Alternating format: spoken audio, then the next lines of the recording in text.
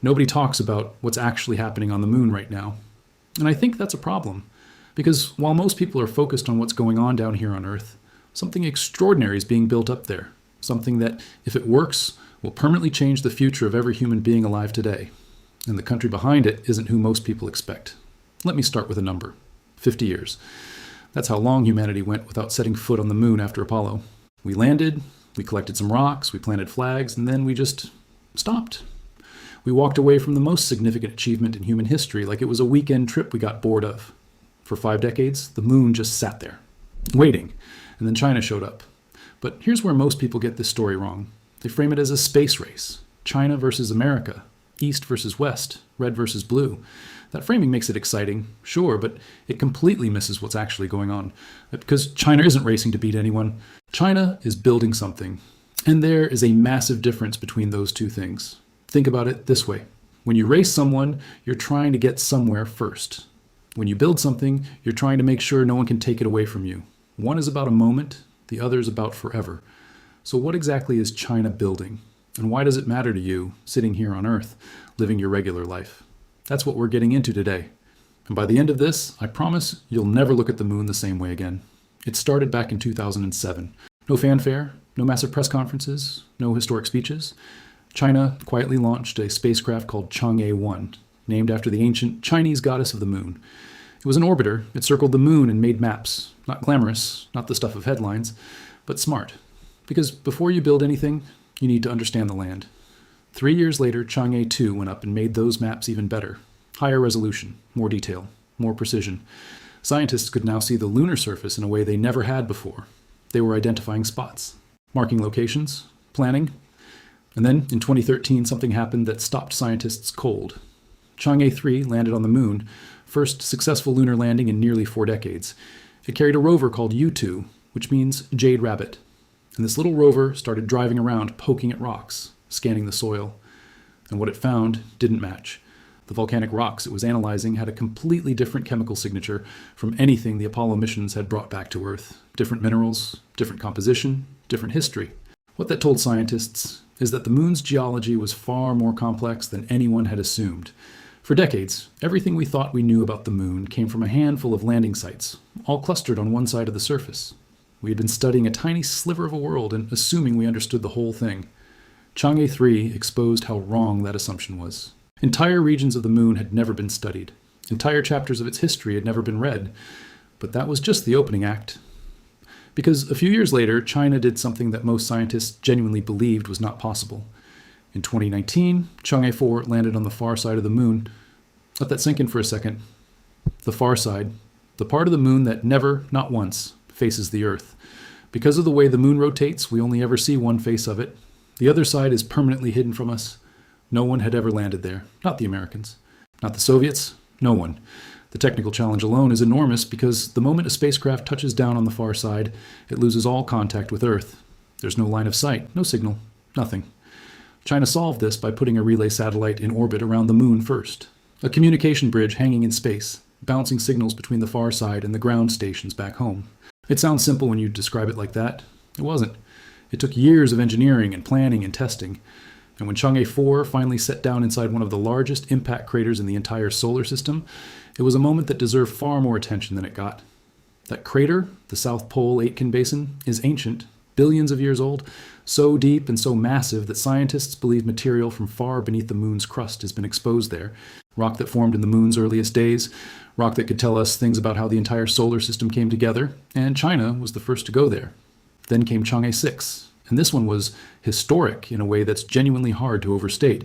Chang'e-6 collected samples from the far side of the moon and brought them back to Earth. That had never been done before in the history of human spaceflight. Not by anyone.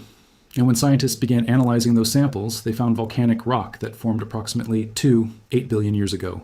That matters because it suggests the moon was still geologically active much later than scientists previously believed. The moon story didn't end when we thought it did. It kept going. And we're only now beginning to understand what that means. But here's the thing. All of these missions, as impressive as they are not the main event. They're the preparation. Because everything China has done on the moon so far has been leading toward one specific place. One specific target that changes everything. The Lunar South Pole. On the surface, The South Pole of the Moon looks like the last place anyone would want to go. Massive craters, brutal terrain, temperatures that can drop below minus 200 degrees Celsius in certain areas. It sounds like a nightmare, but those freezing temperatures exist for a very specific reason. The moon's axis barely tilts. So some craters at the poles have never once been touched by sunlight, not for billions of years. They sit in permanent shadow, completely sealed off from any warmth. And inside those craters, there's almost certainly water ice. Water. On the moon. Frozen solid in craters that haven't seen light since before the dinosaurs walked the Earth.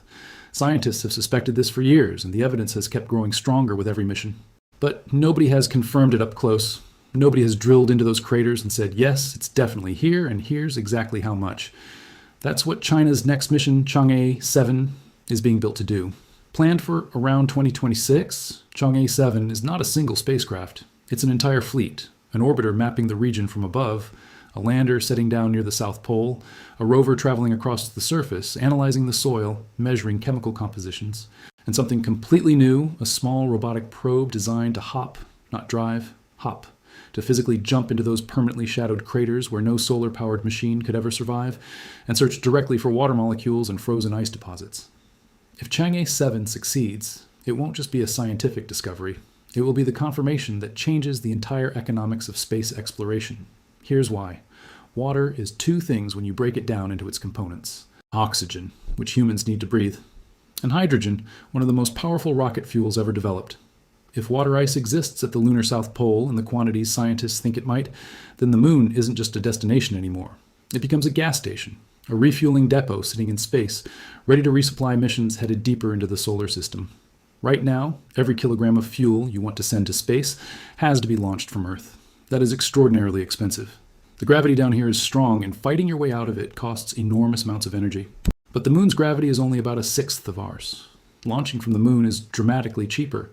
So if you could mine water on the moon, split it into oxygen and hydrogen, and use that as fuel, you could launch missions to Mars, to the outer planets, to destinations we haven't even seriously considered yet, at a fraction of what it currently costs. The moon stops being the end of the journey. It becomes the beginning of everything that comes after. And that's why China isn't stopping at water searches. The mission after Chang'e 7, called Chang'e 8 and planned for around 2028, is being designed to test something called in situ resource utilization. That's a technical phrase that means using local materials instead of shipping everything from Earth. Chang'e 8 will experiment with taking lunar soil, which scientists call regolith, and turning it into actual construction material, heating it, compressing it, potentially using robotic systems to 3D print structures out of it directly on the surface. Think about what that means. Robots on the moon, building things, laying foundations, constructing walls, creating landing pads and protective barriers, all before a single human astronaut ever sets foot there. The construction crew arrives first, the people come after the house is already being built, and the people are coming. China has been completely clear about that. The goal is to land Chinese astronauts on the moon before the end of this decade. The rocket designed to make that happen is called the Long March 10. It's powerful enough to get the necessary payload into lunar orbit. The plan involves two separate launches that meet up near the moon, a spacecraft and a lander docking together before two astronauts climb in and make the descent to the surface. Early crewed missions will probably be short, a few hours, maybe a few days, similar to what Apollo did.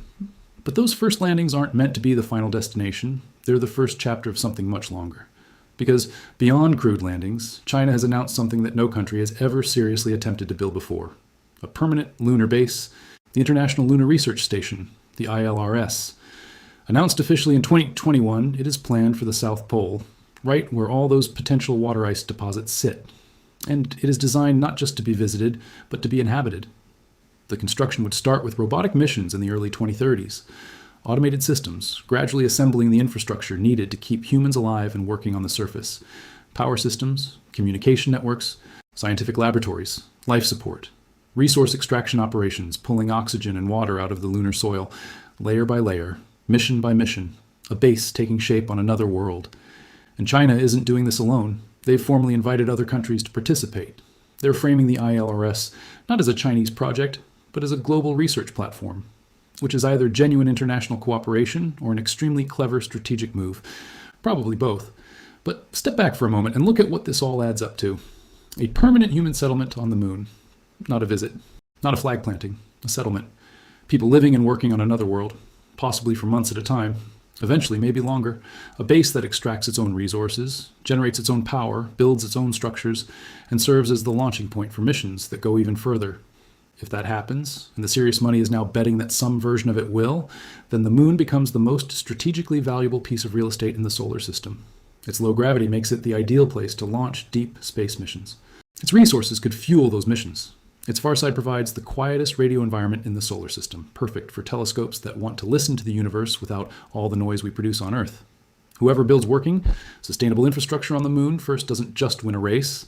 They set the terms for how space exploration happens for the next 100 years. And China is methodically, patiently, step by step, doing exactly what you need to do to get there.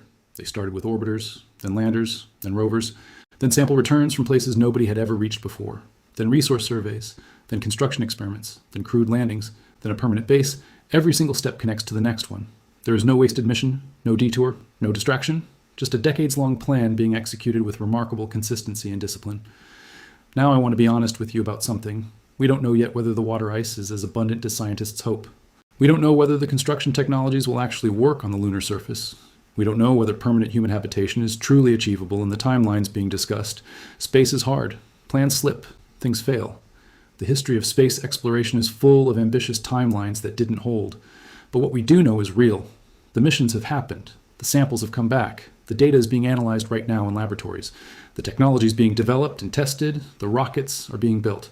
And the goal is clearly stated by a country that has, over the past 2 decades, done almost exactly what it said it was going to do on the moon. Most of us grew up being told the moon was a chapter that was already written. Apollo happened. It was incredible. And then it was over. The moon became history. But the moon was never finished. We just stopped showing up. And now, the most patient, most methodical, most strategically deliberate space program operating in the world today has decided that the moon is not history, it's the future. And they have been working toward that future for 20 years already.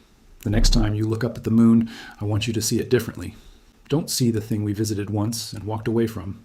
See the place where the next chapter of human civilization might actually begin. See the fuel depot that makes Mars possible.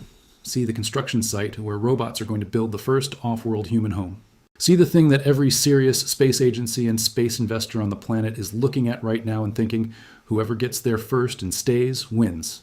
Because that's what China saw a long time ago, and they have been working toward it ever since.